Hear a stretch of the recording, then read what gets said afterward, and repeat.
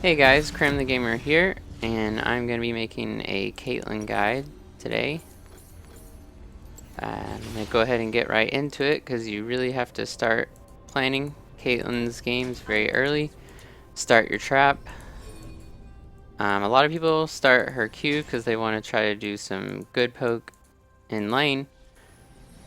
But starting your trap, you can do something pretty tricky that a lot of Caitlyn players either don't know about or just haven't tried before. You want to leash for your jungler, but before that you want to very quickly get down to lane and start putting up some secret traps. This works best when the enemy support is not tanky. They have a thresh. Could be slightly tanky, but either way, it helps a lot. Looks like my team wants to fight a little bit, but I don't want to help with that. It's really important for lane to get these traps up. Let's investigate. Let's see what they want to do. Oh, he's making a bad decision. Want to see a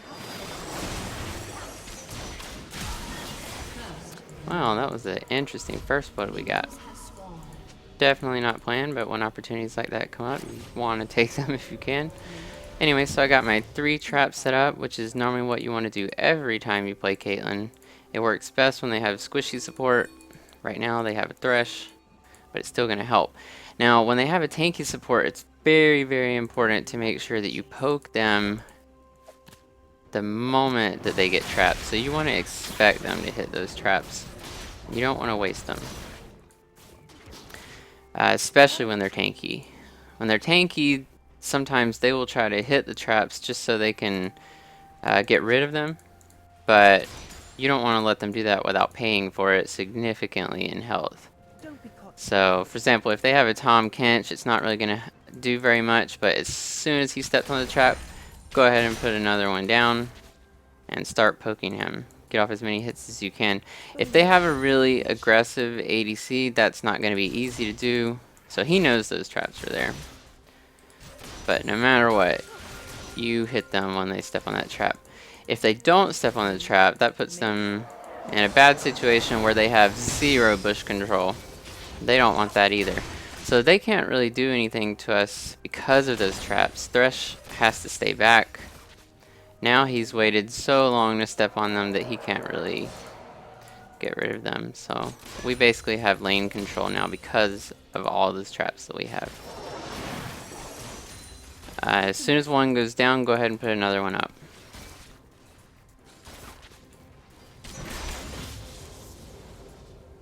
Farming is definitely important. Try to keep your CS up.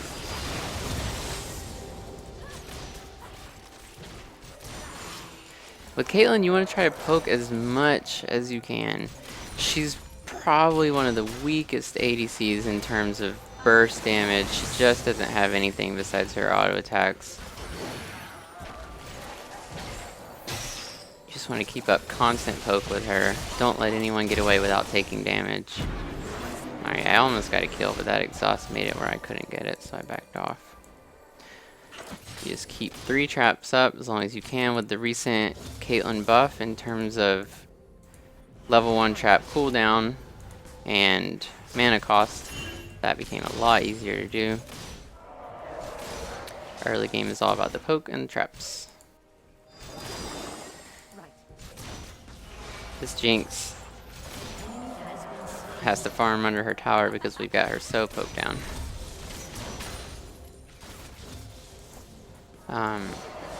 In general, Nami usually isn't the greatest support for Caitlyn, but in this lane where we're dominating, it's actually really good. Now I missed a kill right there. That was a definite thresh kill, but I misclicked.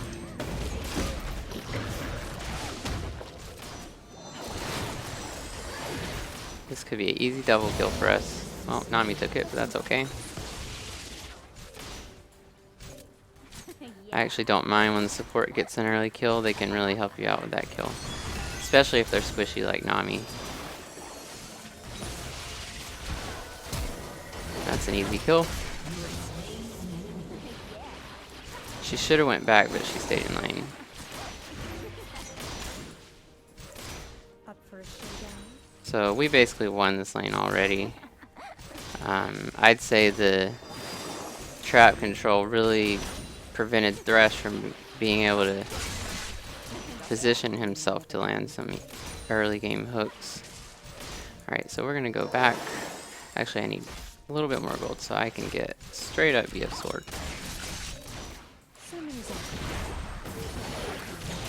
This Nami's really good. The reason why I don't usually like Nami is because they have to be able to land their bubbles. If they are missing their bubbles, oh my god, I did not even expect that kill.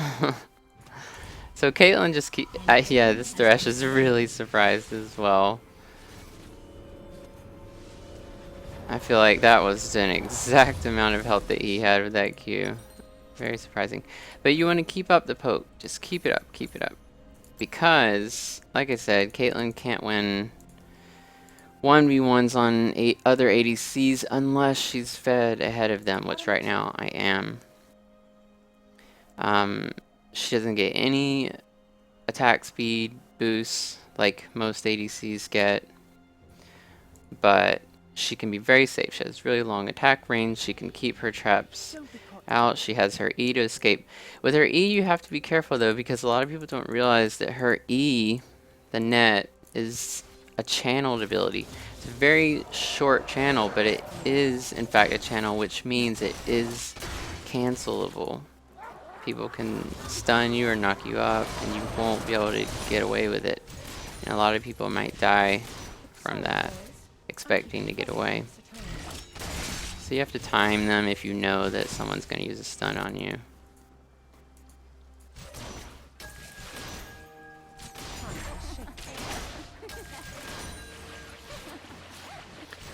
With Caitlyn, I use standard runes and masteries for ADC, attack speed quints, attack damage marks. Killing spree. Shut down.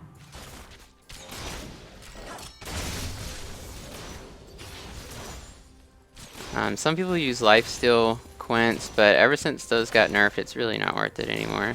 It's much better to have the additional 15% attack speed just from your quints.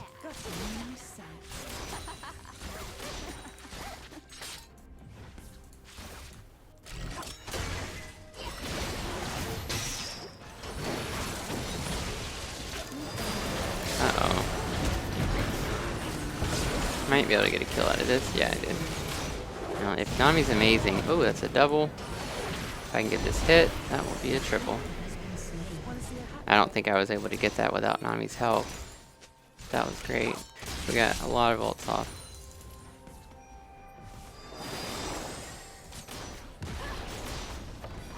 She is a great Nami. I don't see a lot of really good Namis like that, but she doesn't miss her bubble. She's so good with it. But like I said, Nami has to be a good Nami if she's going to be able to work well with Caitlyn.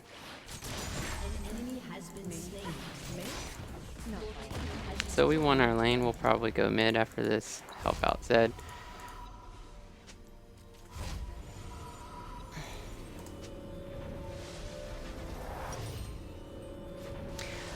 If you're winning your lane, go ahead and get the Infinity Edge as your first item.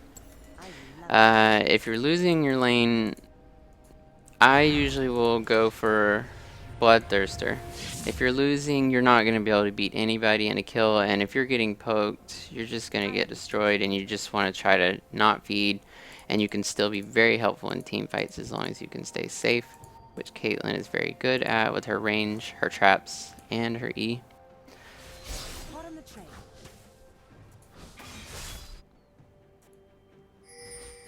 So I know bot could take a free tower, but I don't think they will with us going mid. They're going to try to roam as well, so I basically get the advantage on them by showing up first.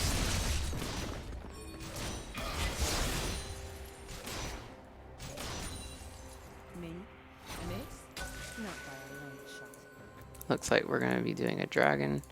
I'm going to set up some traps. before dragon, if we're on this side, I want to put up traps to where they are scared to take them. Scared to get trapped by them. You can do the same thing for Baron. When you know Baron's coming, you can put traps up right here.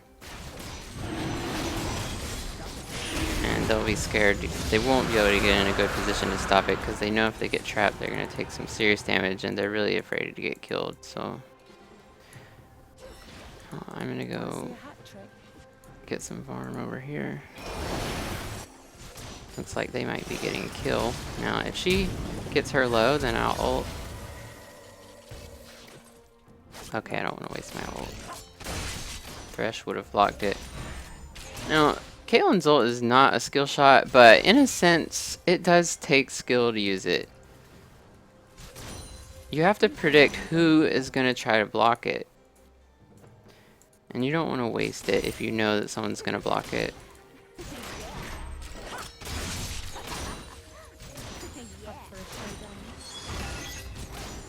Oh, she plays Nami a lot. She's got a level 5 mastery.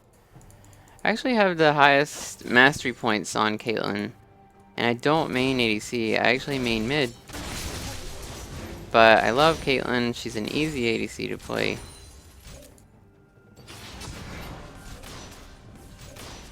She's very strong in your head.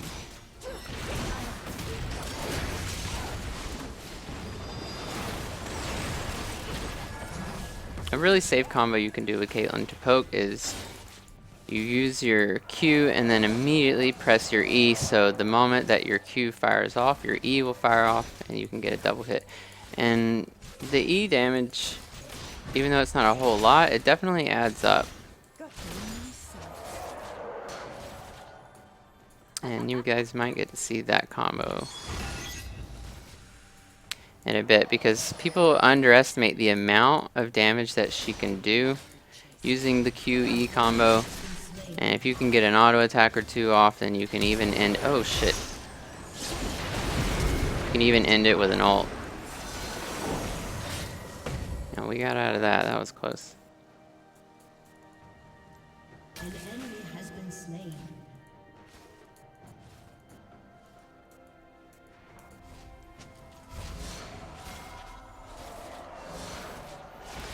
If I had mana, I'd try to get an easy kill on Jinx, but I don't, so I'm just going to be safe and go back.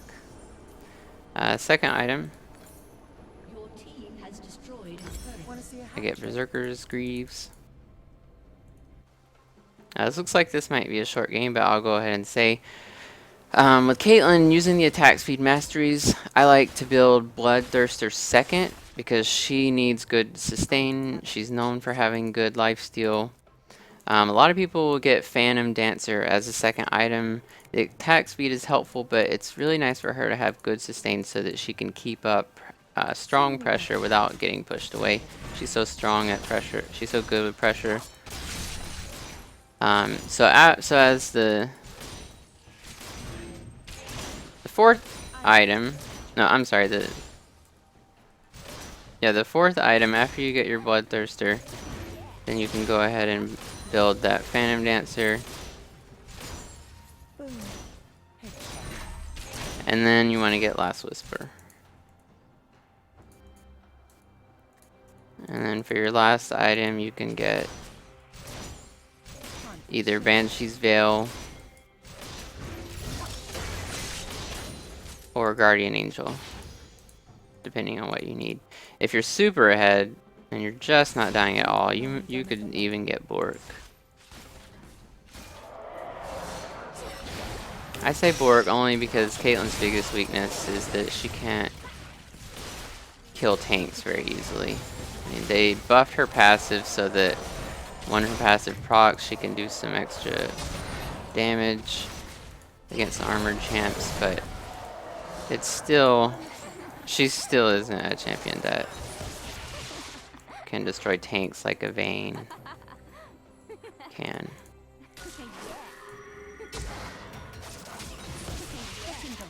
So normally I would not suggest doing what I'm doing right now and going bot by yourself, pushing out this far, but I have vision on the map. I know where the jungler is. And I know that we're so strong that even if the jungler did come, I feel confident that we wouldn't die and we might even pick up a kill.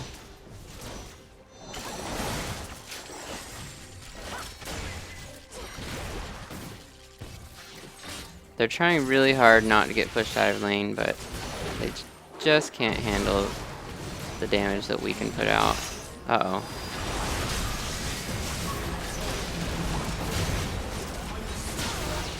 So I definitely got in a position there where I couldn't handle anymore, but I think we did a good job as far as at least getting one kill.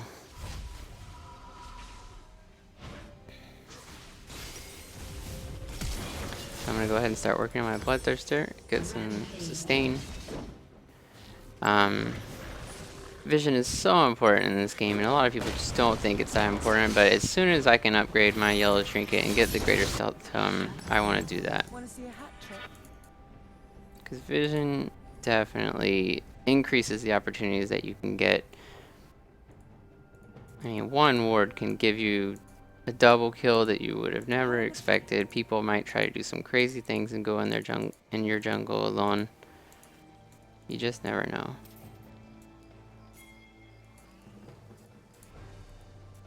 I have the tools for the job.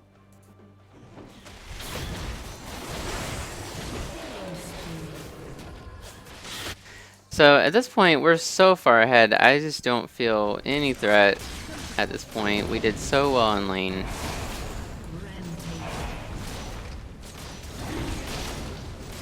So I know their jungler's dead, our team is doing great, so I'm gonna go ahead and solo this dragon.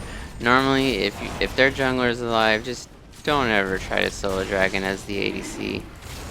You could give the enemy team a free dragon still, and you never want to do that. Time for a shakedown.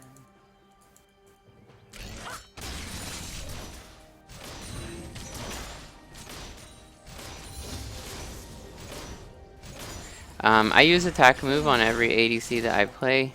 I actually have my right mouse click set as attack move and my left mouse click as the normal move. And some people do that. There are guides on YouTube as well as on other websites on Google on how to set that up. You're not able to change the function of the left mouse click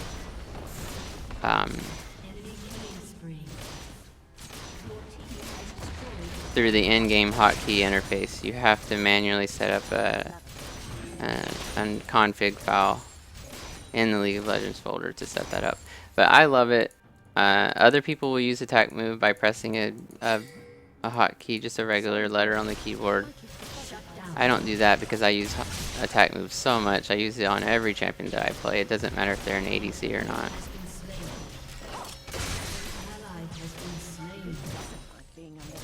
But I don't think the attack move is required on any champion except Kalista. You cannot be a good Kalista if you don't use attack move.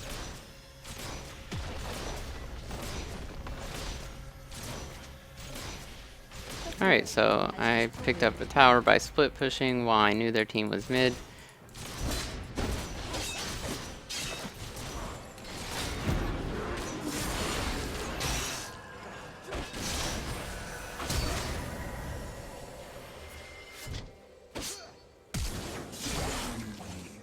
Zed's trying to come and help me, but he's not going to make it in time.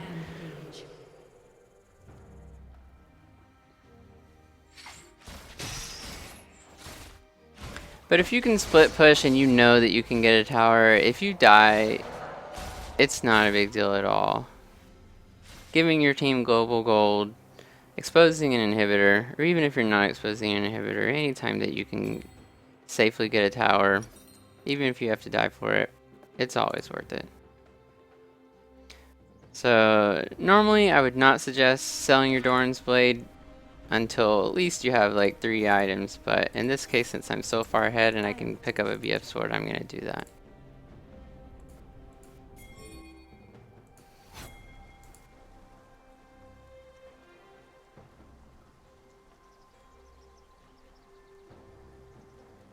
So their Jinx has 96 farm, I have 142 farm. She has 1 kill, 4 deaths. I have 5 kills, I'm just so far ahead of her in gold. She wouldn't even be able to 1v1 me, even though she has attack speed, more burst than I have. It's just not possible. She just can't handle the damage. Nami was a bit late on that ult. If she had used it a little bit further, we would have definitely picked up an easy double kill. But it looks like we're going to get a kill anyways. Actually, it might be even a double kill. Got it. I'm just too fed. They can't even be in lane. And it all starts out from the early game with Caitlyn. You have to get lane dominance. You have to get lane control with your traps. You have to get lane control by poking. If you don't start doing that and get to lane quickly, do all of that stuff, you won't ever get ahead and you'll get outscaled. Caitlyn gets outscaled by most ADCs. She's one of the weaker ADCs. But I love her because I love her poke. I love getting ahead in lane. So at least in the games that I play with her where I can get ahead the way I do, I see her being much better than other ADCs. This Jinx at this point just gave up. She knows that she lost the lane. She can't do anything. We just destroyed her morale. Looks like Victor wants to try to get a gank in.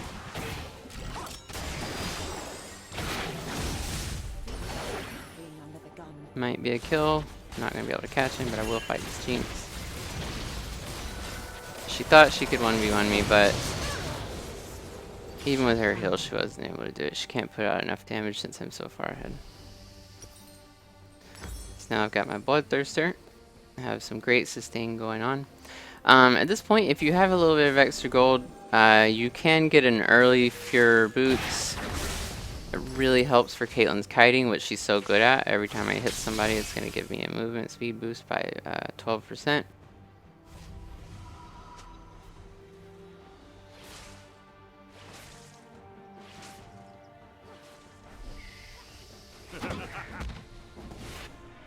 Time for a shakedown.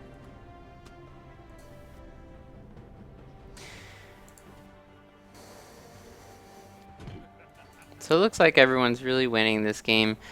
We were able to get the jungle to come bot a lot. We kept pressure from other lanes that way. I would assume that bot lane was yelling for help. We were just winning so hard that it just causes a lot of problems for them. So when you get that early Bloodthirster with Caitlyn, you can just keep sustaining yourself, and not only can you poke, you don't have to worry about being poked because you can just heal it back up. Now if I could catch him, I would kill him.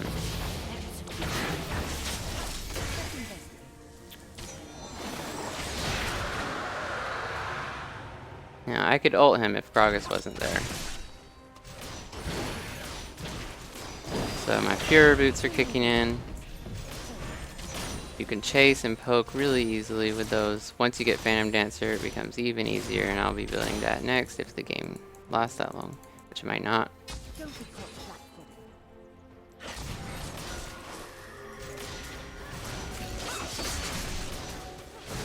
So now I have my team with me. I don't have to worry about being killed alone.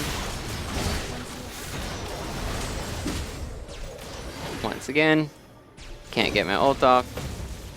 I know it'll be blocked, so I'm not going to waste it. Time for a shakedown. So at this point, we can hold pressure mid. That will allow Singe split push top lane. Now I just dodged Gragas' stun.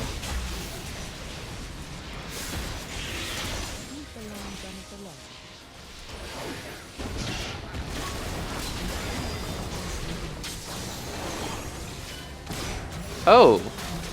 That was a bad Shen. He did not block my ult. Sometimes if you just have really fast reflexes, you can use it quickly and people can't react in time, but he really should have blocked that. And there we go, we made them surrender. All because we kept pressure so hard bot lane, they just never could get even on even footing with us. So that's my first guide to playing Caitlyn. I love to play her. She's great. If you guys want to know more about Caitlyn, I'd be happy to give you some more advice. I play her a lot. She's my most played champion. Caitlyn's great. Thanks for watching.